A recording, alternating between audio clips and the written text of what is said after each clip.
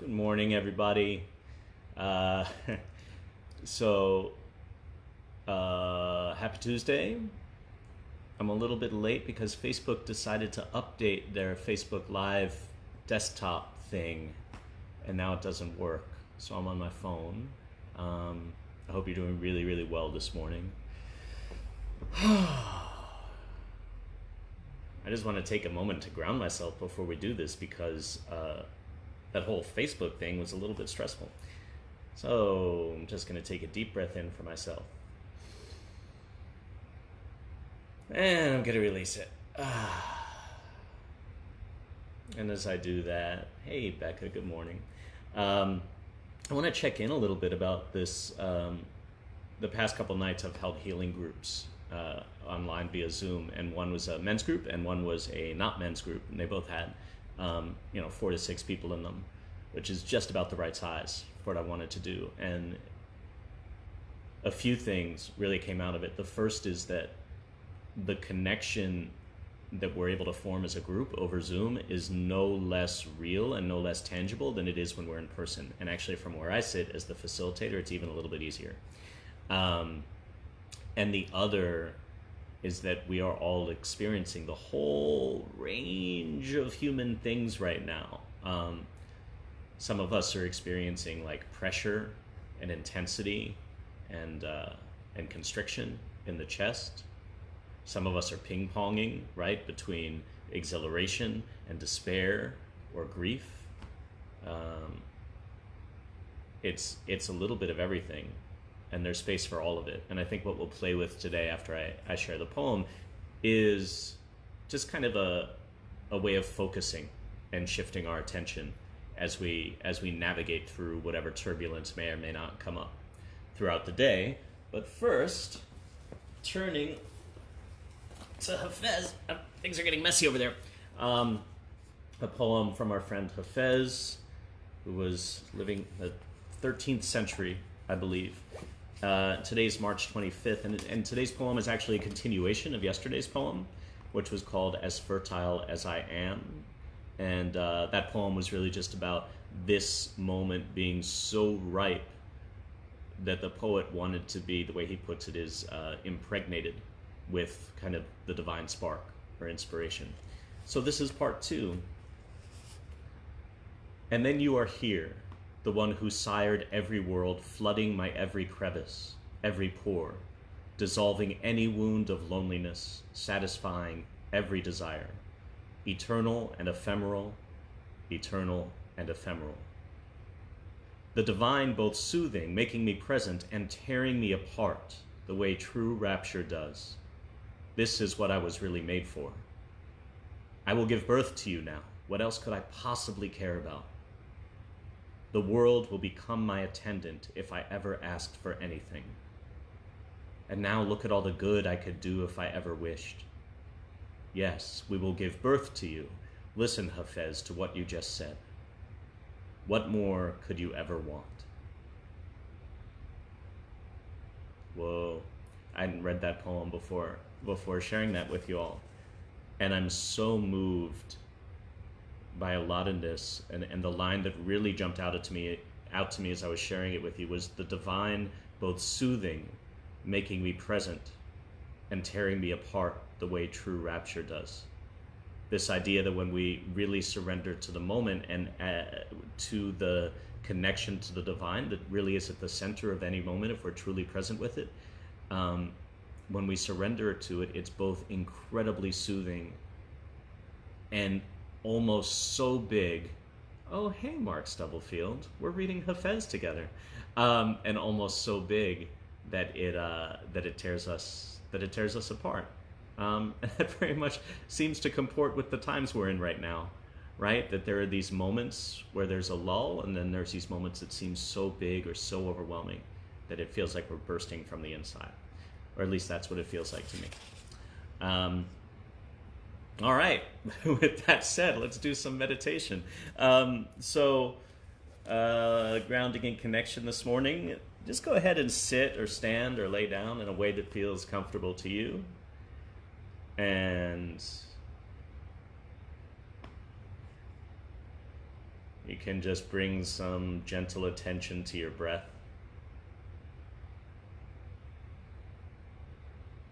Being very aware as you inhale that this is you inhaling.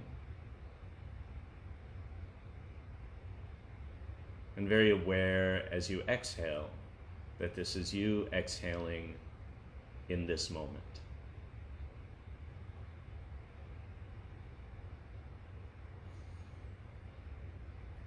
And we can start to maybe consciously elongate the inhales and exhales. So as you inhale, inhale just past the point where it feels comfortable. And as you exhale, really be conscious of allowing all of the oxygen out of the body.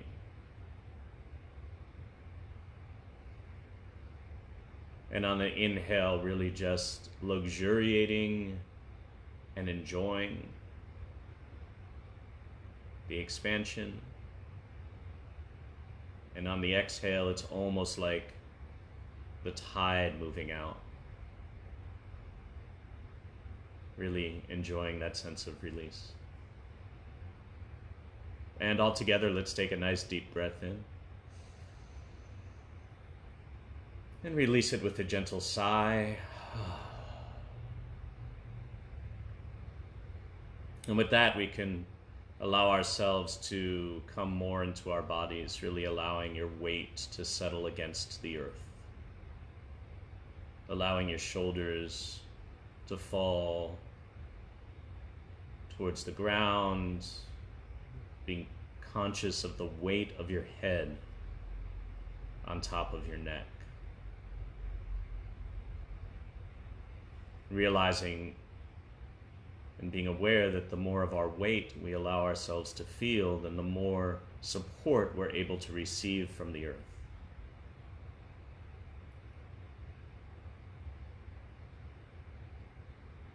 And with a kind of gentle attention, starting right at the very top of your head, we'll just do a light scan of the body, starting right at the crown. Just working your way with a gentle attention down your body. And when I do this, I've actually started moving my hand, almost like a digital scanner, and getting a picture of those places in my body as I move through the forehead and the eyeballs that feel really relaxed and alive and open. And as I work my way down through the jaw and the neck and the chest, really feeling those places that feel less open, that may feel tight or constricted or tired. Moving down through my shoulders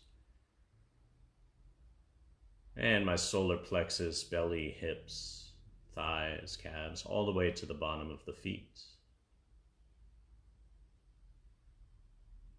And all together, let's take a nice deep breath in. And release.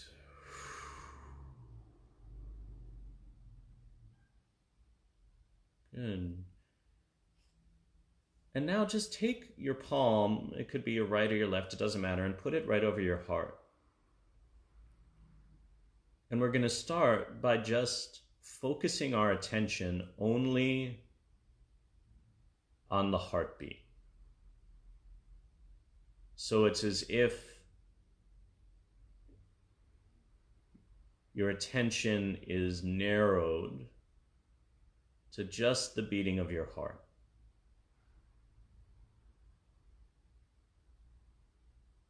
And then you can expand it to also incorporate the breath.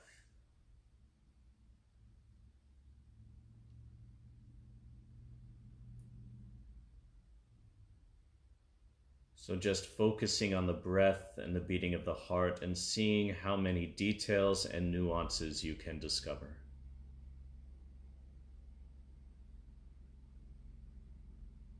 There's the coolness of the breath as it hits the back of your throat.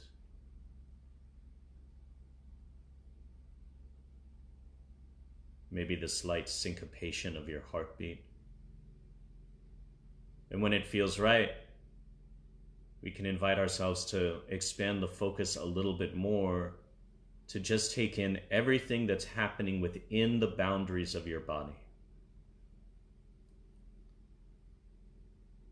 So feeling and noticing the blood as it moves through your veins. Feeling the vibration of each individual cell.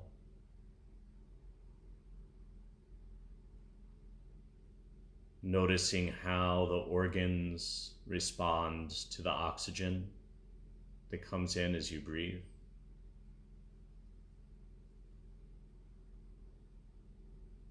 Just allowing yourself to take it in and notice all of the interconnection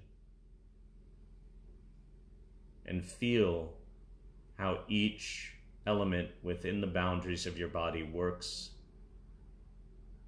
with each other element.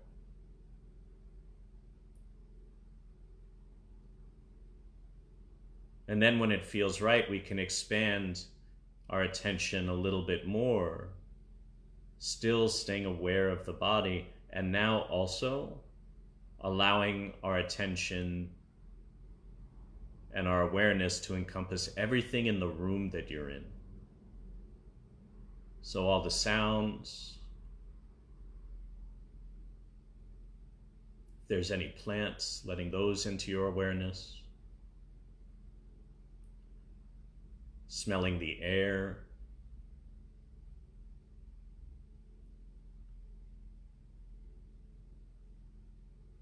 And seeing if you can actually just with your imagination feel into the particles that make up the space that you're in.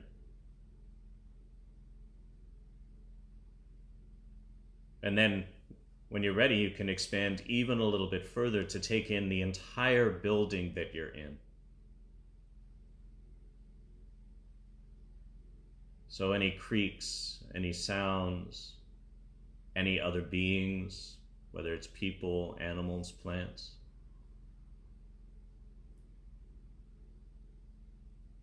And as we expand, you may find that it gets harder to hold all of this within the circle of your awareness, and so it's always fine to pause where you are or take a step back towards yourself.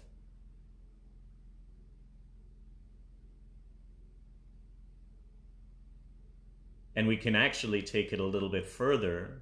If it feels like you're able to hold it, you can take in your entire city.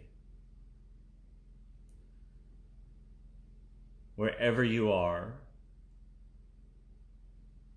just gently expanding the awareness. And as I do that, I'm in Los Angeles, and as I take in and expand my awareness, I actually feel emotions move in my body. I feel my experience of myself change. And so I'm guessing, because those weren't there when I was just focused on me, I'm guessing that those emotions aren't mine. I'm guessing that some of those sensations that I'm experiencing belong to the collective.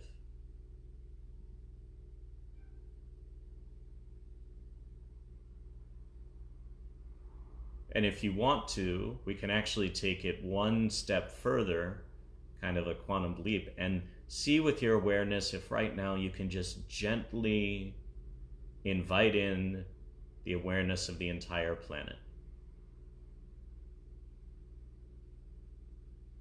And keep breathing. You may find as you work to focus and expand your focus that far that you lose track of the breath, and so it's important just to always stay rooted in that gentle inhale and exhale. And as we take in the planet, maybe noticing both how infinitely small you are and humanity is, and how important you are and humanity is. And feeling the consciousness of the planet, of the trees and the soil and the oceans.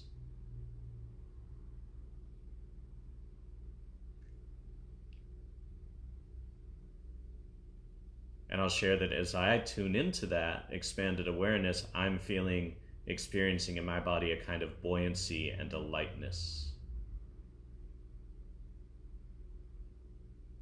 And then we'll just slowly bring our focus back from the whole planet to our city, to your building, to the room that you're in.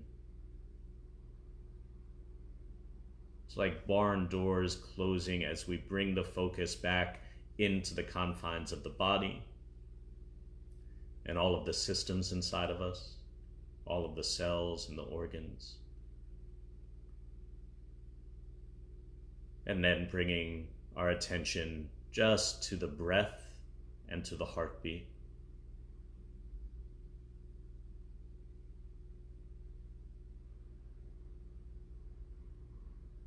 And finally returning our focus just to the single pinpoint of the heartbeat.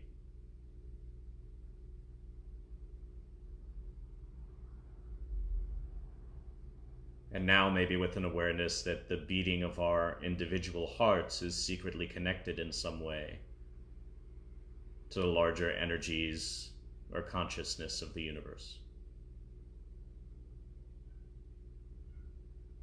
Or just pay attention to your heartbeat. And just take a nice deep breath in and release it.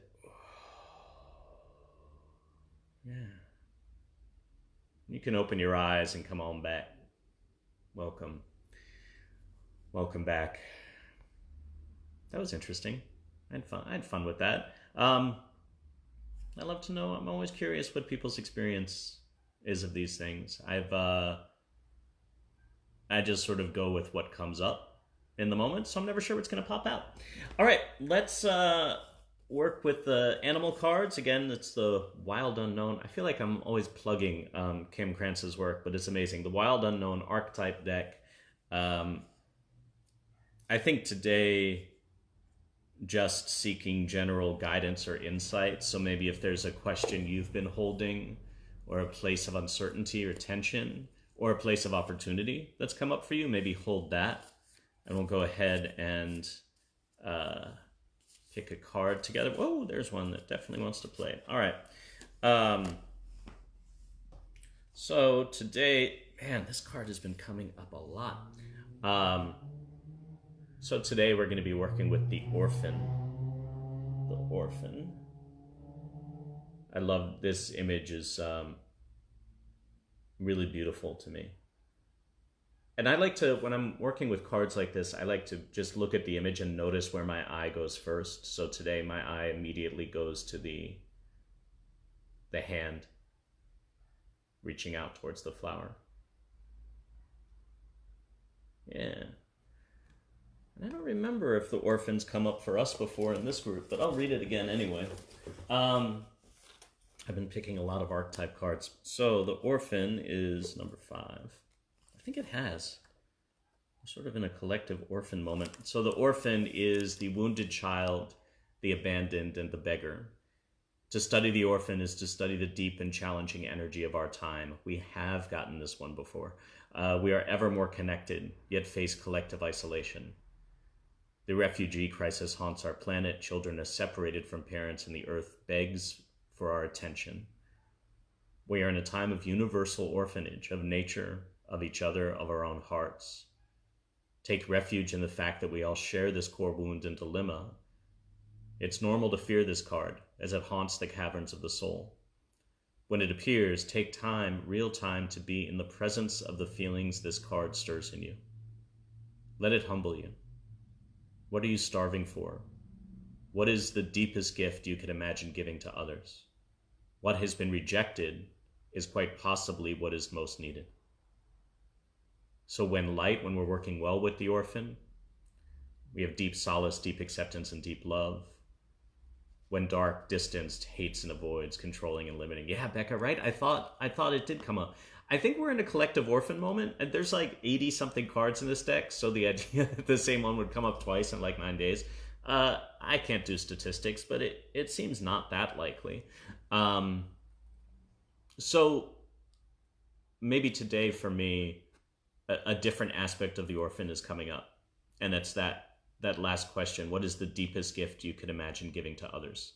And how can we really lean into that for ourselves? I've been having conversations with a bunch of people who are feeling like they do have something to give, or like there's something in them that wants to be expressed, and they're really grappling with, I don't want to be judged. I don't want to look like a dum-dum.